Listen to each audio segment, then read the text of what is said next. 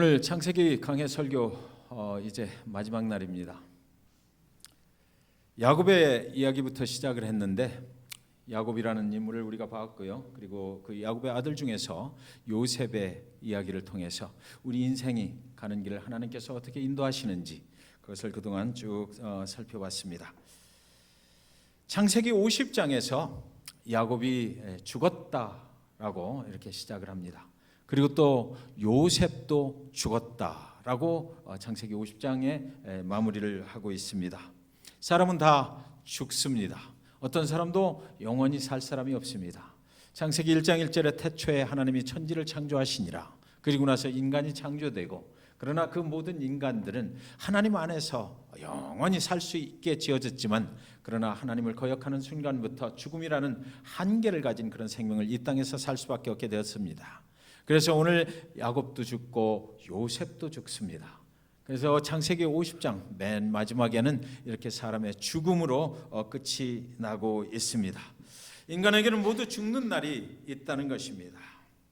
우리의 생명의 길의 주인이 그럼에도 불구하고 하나님이신데, 이 죽음은 영원한 죽음이 아니고 이제 예수 그리스도를 통해서 우리는 영원한 생명의 길로 옮겨가는 것이다 라고 말하고 있는 것이죠. 태어나는 날이 있고 죽는 날이 있습니다. 그것을 하나님이 알고 계시고 하나님이 계획하셨고 하나님께서 인도하고 계신 것이에요. 오늘 본문의 구조를 보면 좀 특이한 구조를 가지고 있습니다.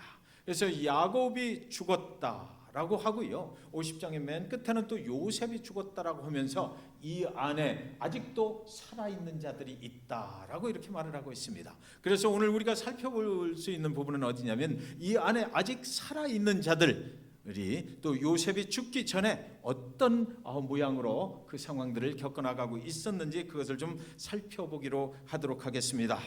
아버지 야곱이 죽었고 그의 유언에 따라서 이 야곱의 시신이 그가 원하는 가나안 땅으로 옮겨집니다. 요셉이 애굽의 국무총리가 되었기 때문에 수많은 그 애국하는 사람들과 함께 그 가나안 땅으로 옮겨가서 야곱이 원했던 상수리 앞 가나안 땅 그 상수리 앞 막벨라 굴에 그의 시신을 묻게 됩니다. 믿음의 선조들이 거기에 가서 다 묻혔는데 야곱도 그곳에 가서 묻히기를 원했기 때문이에요. 그리고 애굽으로 이제 요셉이 돌아옵니다. 그의 형들도 돌아오지요. 애굽으로 돌아온 요셉의 형들의 얼굴에 그런데 이제 보이지 않는 수심이 가득 차 있게 되는 것이에요. 그들이 모여서 회의를 합니다. 그 회의의 안건은 혹시나였습니다. 50장 15절에 보면 요셉의 형제들이 그 아비가 죽었음을 보고 말하되, 요셉이 혹시 우리를 미워하여 우리가 그에게 행한 모든 악을 다 갚지나 아니할까 하고 그들이 모여서 이제 걱정을 하는 것입니다. 혹시 이제 요셉이 아버지가 죽은 것 때문에, 아버지를 우리가 의지했었는데 아버지와 요셉의 관계가 굉장히 단단했었으니까 우리는 그 아버지의 힘으로 그동안 요셉의 보복을 피해서 살 수가 있었는데, 이제 그 아버지가 죽었기 때문에 이 상황 가운데서 요셉의 마음이 변할 수 있지 않느냐. 혹시나 요셉이 마음이 변해서 우리에게 보복을 하게 되면 우리는 이제 죽음을 피할 길이 없을 것 아닌가라고 그렇게 생각들을 했던 것입니다. 요셉은요, 그동안 아버지 야곱과 형제들이 애굽 땅으로 기근을 피해서 와서 아주 그 푸른 초장인 고센 땅에 거할 수 있도록 그동안 온갖 정성을 다해서 그들을 보살펴 왔습니다. 지난 17년 동안 지극정성을 다해서 그 형제들을 섬겨왔던 것이죠. 걱정하지 마라, 근심하지 마라, 당신들을 위해서, 당신들의 구원을 위해서 나를 하나님께서 먼저 보내셨으니까 이제 내가 모든 것을 살펴주리라 하고 내가 당신들을 용서한다라고 말했고, 그리고 나서 지금까지 지극정성으로 살펴왔던 것입니다. 그런데 아버지 야곱이 세상을 떠나자마자 형들의 마음이 불안해지기 시작했던 것이에요. 15절에서 형들은 그들이 요셉에게 악을 행하였음을 알고 있다라고 성경에 기록이 되어 있는 거죠. 요셉이 혹시 우리를 미워하여 우리가 그에게 행한 모든 악을 다 갚지나 않을까라고 여기 기록해 놓고 있거든요. 죄를 지은 사람은 그 죄에 대해서 기억을 하고 있는 것입니다. 아무리 용서를 받았다고 해도 혹시나 그 죄가 다시 드러나서 우리가 보복을 당하지 않을까 그들은 걱정을 했던 것이에요. 그것을 용서해 줬다고 그러는데 그 용서해 준 요셉의 마음이 혹시나 바뀌면 어떻게 하는가 이제 두렵고 떨린 마음이 드는 것입니다. 이 일을 어떻게 하면 좋겠는가 형제들은 이제 다 모여서 같이 의논을 해요. 요셉의 마음이 변하게 하면 안 되지 않느냐, 혹시나 변하면 어떡할까, 모든 우리가 그에게 행한 모든 악을 그가 우리에게 되갚아버리면 어떻게 하나, 이런 걱정을 한 것입니다. 사실 악을 행한 사람은 발을 뻗고 잠을 못 잔다고 그러잖아요. 용서한 사람은 뻗고 자지만, 그래서 이 형제들이, 지금 그 형들이 그것을 걱정하고 있는 것 같습니다. 45장 5절에서 요셉이 이미 그 형들에게 이렇게 말했던 적이 있어요. 당신들이 나를 이곳에 팔았으므로 근심하지 마소서, 한탄하지 마소서. 하나님이 생명을 구원하시려고 나를 당신들 앞서 보내셨나이다. 근심하지 말라는 것입니다. 내가 전혀 기억하지 않겠다. 나는 당신들을, 형들을 이미 다 용서했으니까 하나님의 뜻 가운데서 나에게 그런 고난의 과정들을 주신 것이고, 하나님이 나를 이제 생명을 구원하려고 먼저 이곳으로 보내셨을 뿐이다라고 얘기를 하고, 걱정하지 말라고 얘기를 했어요. 그런데도 불구하고 혹시 요셉의 마음이 또 변할까 봐 안절부절 못하고 있는 형들의 모습을 여기 50장에서 기록해 놓고 있는 것이죠. 사랑하는 여러분, 인간의 두려움은 어디서 오는 것일까요? 우리는 왜 두려워하는 것입니까? 우리는 왜 불안해하는 것일까요? 그 첫 번째는 과거의 죄의 문제가 해결되지 않았기 때문입니다. 우리가 과거에 어떤 죄를 짓고 나서 그 문제의 해결함을 받지 못하고 있을 때 그 죄에 매여서 계속해서 그 죄 때문에 두려워할 수밖에 없는 것이에요. 그 죄로 인해서 내가 거기에 매여 있기 때문에 그 죄에서 자유를 얻지 못하고 있기 때문에 시시때때로 우리를 그 죄로부터 우리를 그 두렵게 죄가 만들어 버리는 것이죠. 죄의 문제가 확실하게 해결되지 못하면 인간은 그 죄에 매여서 두려움 가운데 살아갈 수밖에 없는 것입니다. 제가 예수를 믿고 믿음이 없을 때인데 최초로 부흥회라는 것을 한번 참석을 한 적이 있어요. 그랬는데 그 부흥회를 가니까요, 강사 목사님이 과거의 죄 중에서 해결되지 못한 죄가 있으면 그날 해결을 받아야 된다. 그리스도 예수의 이름으로 전부 다 죄를 해결함 받아야 된다라고 말씀을 하시면서, 그때 가장 인간이 저지른 죄 중에서 가장 큰 죄가 무엇이냐? 낙태죄다 이러시는 거예요. 그때만 해도 그 박정희 대통령 시절에 둘 만나 잘 기르자 그래가지고 굉장히 피임도 많이 하고 여러 가지로, 그때는 낙태를 막 권장을 했던 그런 시절 아니겠습니까? 그때가 막 지났을 때거든요. 그래서 그 정부 캠페인에 따라서 사람들이 많은 생명을 이렇게 낙태할 수밖에 없었던 그런 시절이었어요. 그런데 이 목사님이 그 낙태죄에 대해서 지적을 하면서 이 죄를 그냥 가지고 하늘에 가면 분명히 그 죄에 대해서 책임을 물어야 될 것이다. 그러니까 오늘 예수 그리스도의 이름으로 우리가 이 죄를 다 자복하고 회개해야 된다. 그래서 그런 설교를 하시고, 그리고 나서 앞으로 초청을 하는 것입니다. 과거에 낙태의 죄를 가지고 계신 분들은 오늘 기회를 만났으니까 다 나와서 하나님 앞에 회개하고, 그리고 나서 내가 그 기도를 해줄 테니까 앞으로들 나오십시오, 이렇게 초청을 하는 거예요. 처음에는 몸짓 하시던 아주머님들이 눈치를 보기 시작하는 겁니다.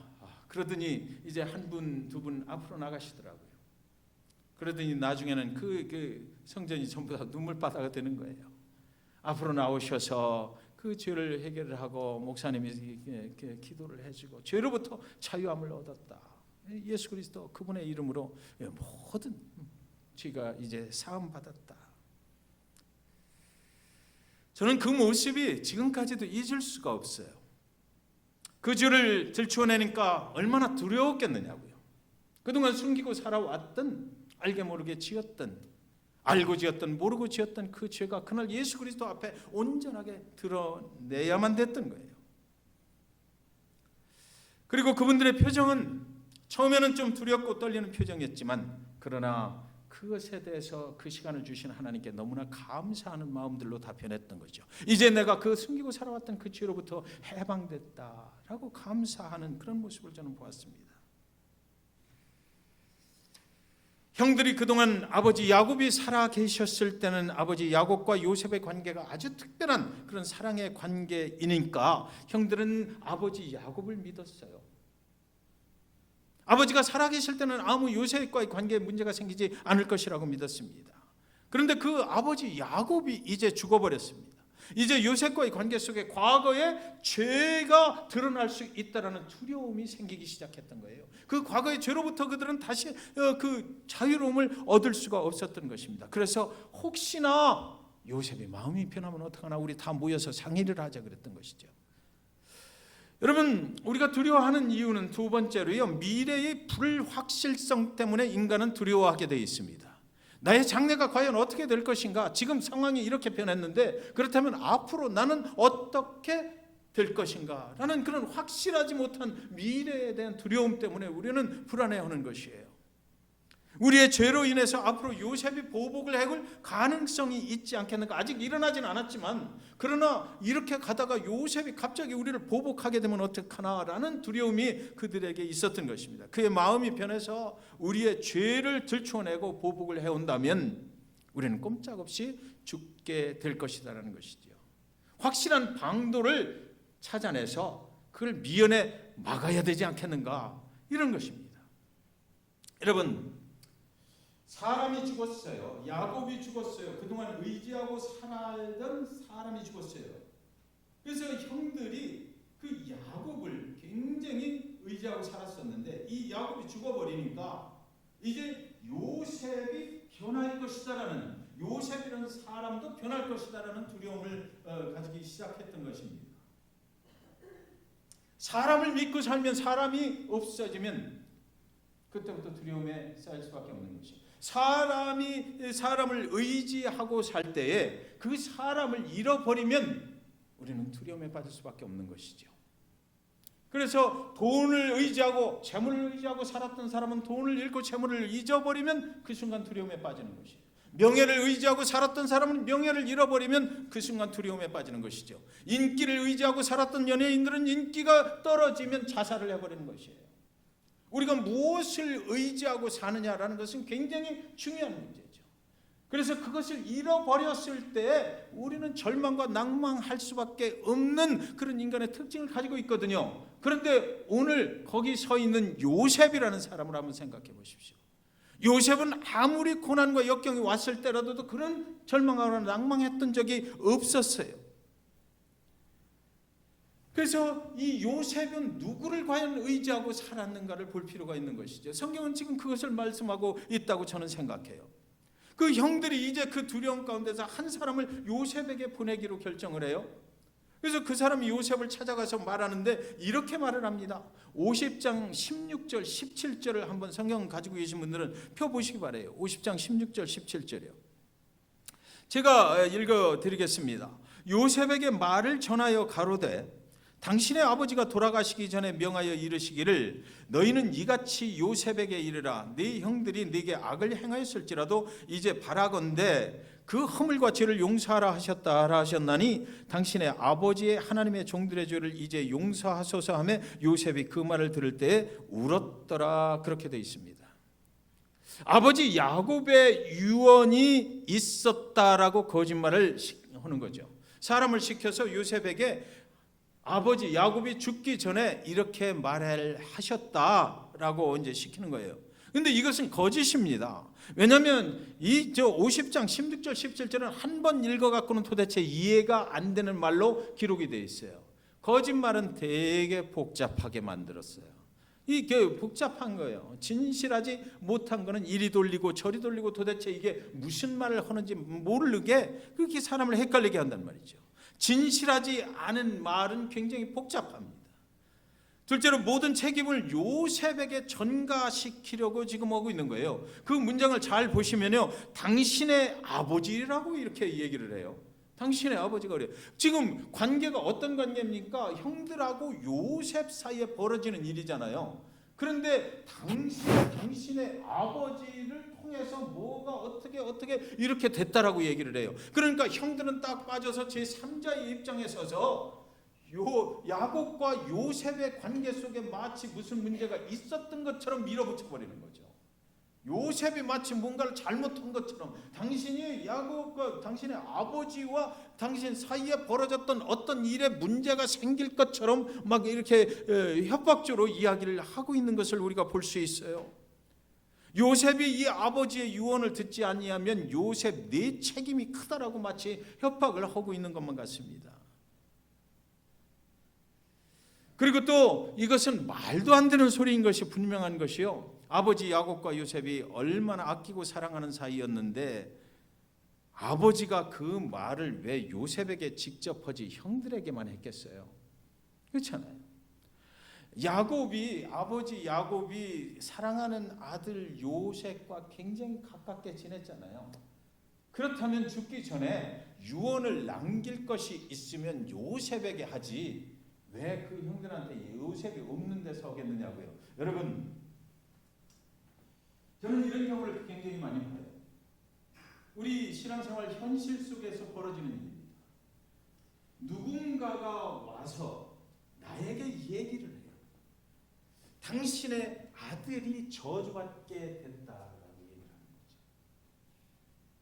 누군가가 저한테 와서 내가 기도를 많이 하는 사람인데 당신은 앞으로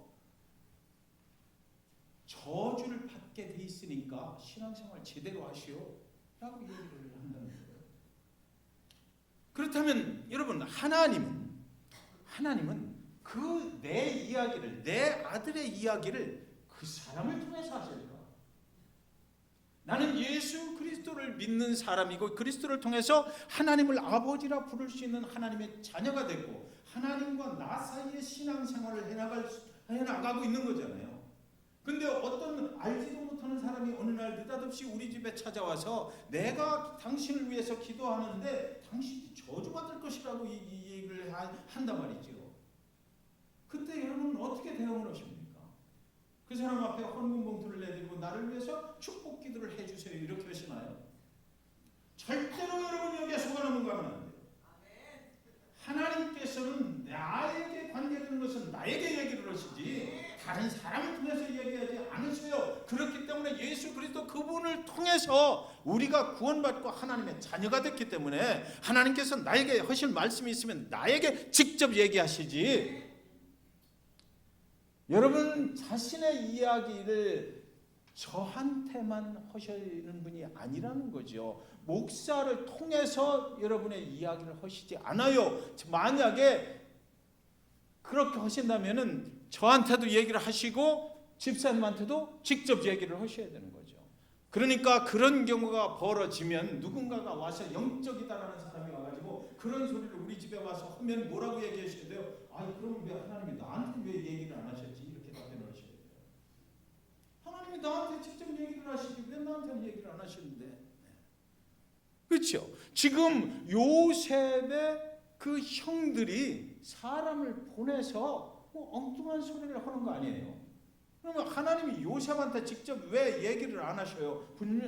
야곱이 왜 직접 얘기를 안 하시냐 안 했겠어요. 분명하게 이 요셉한테 얘기를 했어야 되는 거죠. 이것은 그러니까 순전히 자기들이 두려우니까 꾸며낸 거짓말인 거예요. 그래서 이 말씀 끝에 뭐라고 되어 있냐면 이 말을 듣는 중에 요셉은 울었다 이렇게 되어 있는 것입니다. 왜 울었을까요? 요셉은 이 말을 듣고 그런 생각이 들었을까요? 17년 전에 이미 형들을 만났을 때 이미 다 용서를 베풀고 걱정하지 말라 근심하지 말라 이렇게 얘기를 했거든요. 그런데도 불구하고 형들은 자기를 안 믿어줘요. 내가 그렇게 얘기를 했는데 내가 형들 때문에 그렇게 고난과 순환을 받으면서 지금까지 살아와서 지금 와서 보니까 형들을 만나게 하셨고 그분이 하나님이 전부 다 하신 일이고 하나님께서 나를 통해서 생명을 구원하시려고 그렇게 하셨다. 그래서 내가 형들을 용서하고 절대로 근심하지 마시고 나를 믿으시라고 그동안 그렇게 얘기를 하고 수도 없이 그 고센 땅을 드나들면서 그들의 정착을 도와줬고 그들의 삶을 도와줬는데도 불구하고 상황이 조금 바뀌어버리니까 형들이 왜 나를 안 믿는 거야. 만약에 요셉이 창세기 나온 요셉이 우리는 이야기하기를 예수 그리스도의 표상이라고 그렇게 이야기를 하는데 그렇다면 저와 여러분의 삶 속에서도 예수 그리스도 그분을 그분을 통해서 우리가 죄사함 받고 모든 죄로부터 해방됐는데 그럼에도 불구하고 왜 예수를 안 믿고 두려워하느냐라는 질문이 우리에게 지금 이 성경 본문을 통해서 전해지고 있는 것이에요. 예수 그리스도 그분께서 희생하시고 그 생명을 주시기까지 우리를 사랑하셨는데도 불구하고 왜 우리는 예수 그리스도 그분을 못 믿고 완전하게 그분에게 의지하지 못하고 우리는 두려워하며 불안해하며 떨고 있는가라는 거죠. 요셉은 그래서 그런 거예요. 섭섭한 거야. 그렇게 형들을 위해서 그 모든 그 상황 속에서 그 고난을 했던 것 그런 거 다 잊어버리고 형들을 그렇게 도와주고 했는데 그런데 아직도 그를 믿지 못하는 형들의 그 혹시나 하는 그 의심 때문에 울었던 것입니다. 형제들로부터 의심받는다는 것이 얼마나 서운한 일이냐고요. 우리도 그렇잖아요. 우리끼리도 믿지 못하고 의심해요. 우리도 그래요. 예수 그리스도 그분을 통해서 우리는 서로 믿을 수 있으면 좋겠어요. 우리 믿는 성도들 다 함께 믿는 거예요. 믿는 거예요. 의심하지 말고. 사랑하는 여러분, 창세기 50장은 두 사람의 모습을 지금 보여주고 있습니다. 한 사람은 사람을 의지하는 사람입니다. 형들이 그래요. 형들은 아버지를 의지했어요. 세상을 의지하고 살았던 것입니다. 재물을 의지했을 것이고 그들이 살아가는 땅을 의지했을 것입니다. 그것을 잃어버릴까 봐 또 요셉을 생각할 때 이 사람을 믿음의 사람으로 인정하지 않았던 것이에요. 그러니까 이 사람이 변해서 이제 아버지가 죽어버리니까 요셉도 변할 것이다. 사람으로 본 것입니다. 하나님의 사람으로 본 것이 아니라 사람이 자기들이 생각하는 선에서 그 사람으로 본 것이에요.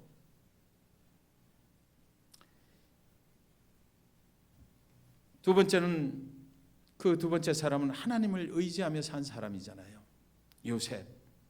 요셉은 그 수많은 고난 속에서 견딜 수 있었던 것은요, 그가 하나님을 의지했기 때문이에요. 다른 말로 표현을 할 수가 없어요. 노예로 살 때, 보디발의 집에서 종으로 살 때, 감옥에 있을 때 그가 의지하고 산 것은 하나님뿐이었어요. 하나님밖에는 의지할 수가 없었을 거예요. 그래서 다른 사람들이 요셉을 보고 하나님이 함께하는 자다, 하나님이 저의 삶을 형통하게 만들고 있구나라고 다른 사람들이 그를 인정해 줄 정도로 그는 하나님만 의지하고 살았던 사람입니다. 그런데 오늘 형들이 요셉의 믿음에 상처를 내고 있는 것이에요. 그리고 또 형들이 이제 요셉을 직접 찾아옵니다. 50장 18절에 보면 그 형들이 또 친히 와서 요셉의 앞에 엎드려 가로되 우리는 당신의 종이니이다 이래요. 그들이 와서 엎드려서 우리는 당신의 종이니이다. 왜 자꾸 형들은 요셉아 형이야 라고 말을 하지 않는 것일까요? 요셉아 우리는 한 형제들이야 라고 말하지 않고 왜 당신이라고 부르는 것일까요? 거리를 두고 적당한 거리에서 이야기를 하고 있는 것입니다.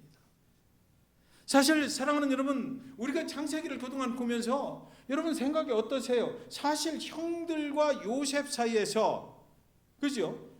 위로받아야 될 사람은 사실 누굽니까? 요셉이잖아요. 그들은 요셉의 형이에요. 그리고 형들 때문에 그동안 수많은 고난을 치료해야 했고, 그런데 정녕 위로를 받아야 될 그 요셉은 형들을 위로하느라고 애쓰고 있고, 형들은 요셉을 위로할 생각을 않고 계속해서 요셉한테 자기의 유익만 어떻게 취하려고 지금 하고 있는 것 아니냐고요. 우리가 잘못했다, 그동안 얼마나 타향해서 고생했느냐 라고 그렇게 말을 해야 되잖아요. 요셉은 우는 거예요. 그래서 자기가 아무리 하나님을 의지하고 산다고 그래도 여러분이 요셉이었다라고 한번 생각해 보십시오. 오랜만에 형들을 만났어. 내가 아무리 신앙이 좋아도요, 그 형들을 하나님의 마음으로 용서하고 나는 하나님을 믿는 사람이기 때문에 나는 용서할 거야 라고 용서해 줬는데도 형들은 자기를 의심하고 제일 좋은 땅으로 주고 거기 가서 살펴주고 그렇게 도와주는데도 불구하고 형들은 계속해서 자기를 위로해 주는 것이 아니라 자기들만을 위해서 살아가라고 그럴 때 그 요셉의 마음이 얼마나 안타까웠을까 생각이 드는 것입니다. 50장 20절은 말합니다.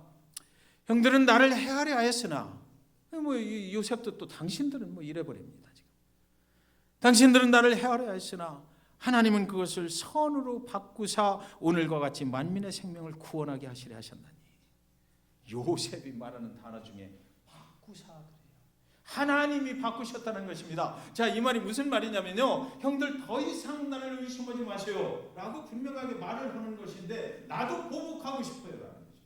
나도 보복하고 싶었어요. 형들을 보는 순간 그동안 형들 때문에 내가 당했던 그 고난의 여정들이 다 기억났고 어떻게 하면 형들을 내가 보복할 수 있을 거라고 하고 싶었어요. 그런데 하나님께서 그 마음을 선으로 바꿔주셨습니다.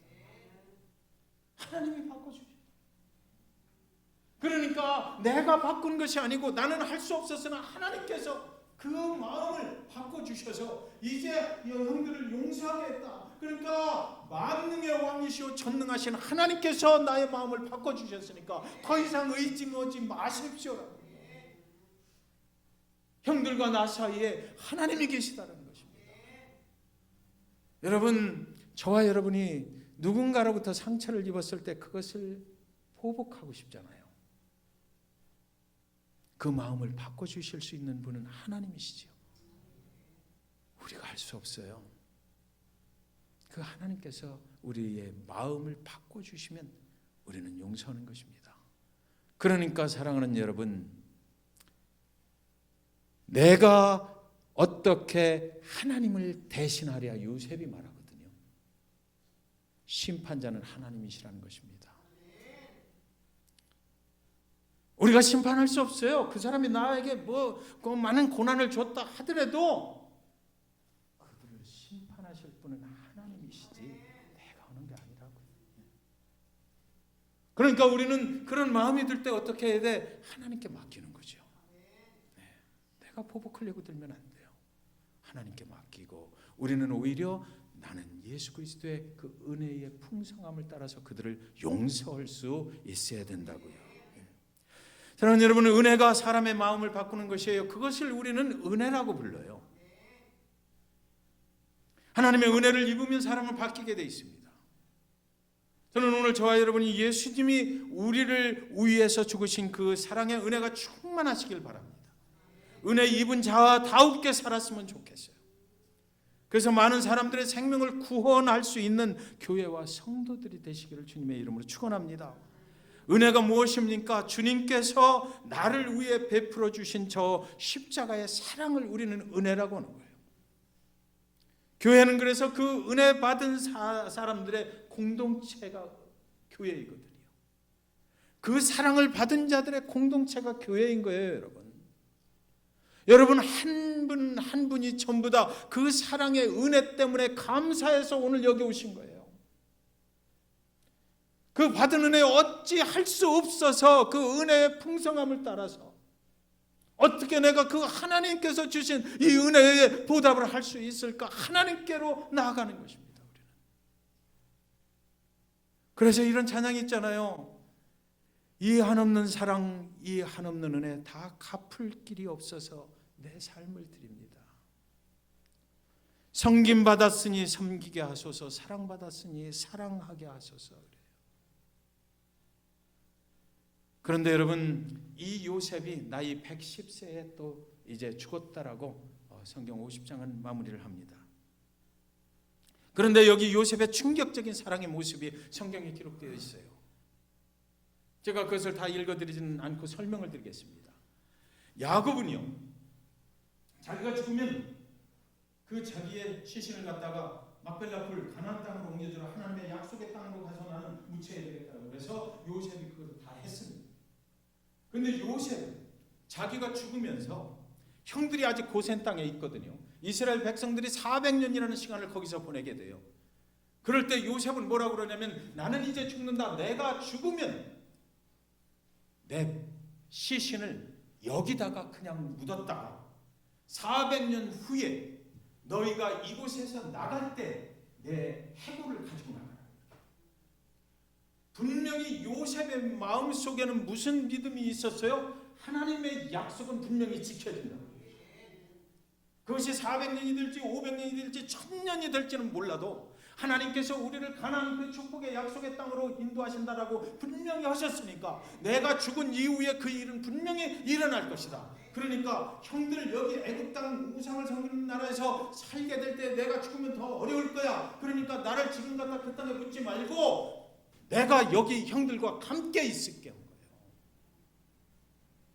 내가 여기 죽지만 이 땅에서 내가 그대로 여기 있을게. 형들과 함께 있을 테니까 걱정하지 마. 그리고 나서 이제 하나님께서 400년 후에 모세를 통해서 출애굽이라는 역사를 이루어 주실 때 형들 기억해. 내 뼈를 가지고 나가. 그래서 광야 40년을 지나고 그리고 가나안 정복 17년이 끝나고 그리고 나서 그 땅에서 모든 전국 전쟁이 다 끝나면 하나님의 약속의 땅, 축복의 땅에 나를 묻어줘 그런 거예요. 그래서 성경 역사는 지금 400년 후에 모세가 출애굽할 때 모세의 손에 그 해골이 들려서 나갑니다. 그들이 이스라엘 민족들이 보통 민족이 아니야. 이 하나님의 약속을 끝에 400년을 기억해요. 그래서 그 요셉의 뼈를 가지고 나가는 것입니다.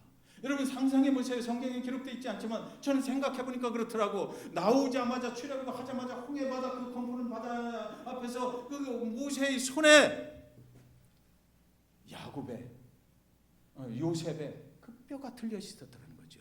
그 약속을 믿고 그리고 나서 광야 홍해를 건너고 광야 40년을 지나고 그 광야 40년을 돌고 도는 그 순간에도 그들은 그 요셉의 뼈를 간직하고 있었어요. 그래가지고 여호수아가 이제 모세는 죽잖아요. 모세가 죽을 때 여호수아를 안수하는데 그때 분명하게 얘기했을 거야. 이거 요셉의 뼈야. 네가 가지고 가야 돼.